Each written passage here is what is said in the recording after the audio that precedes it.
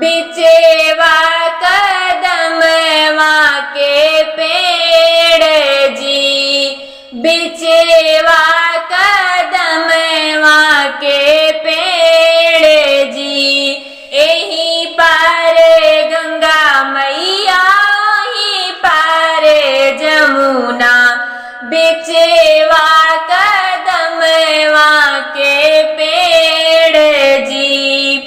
ओही तरे रमयापन हथिनी सजावय, लक्ष्मण सजवैयापन घोड़ जी।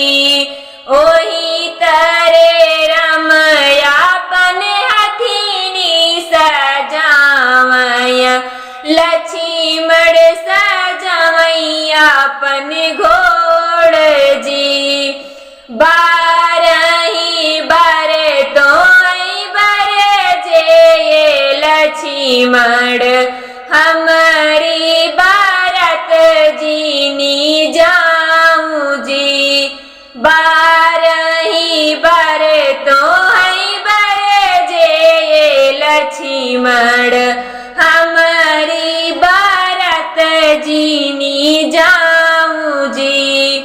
हमारी बरतिया बहुत दीनी लगी है, तपी जाब्या भूखिया पियास जी। हमारी बरतिया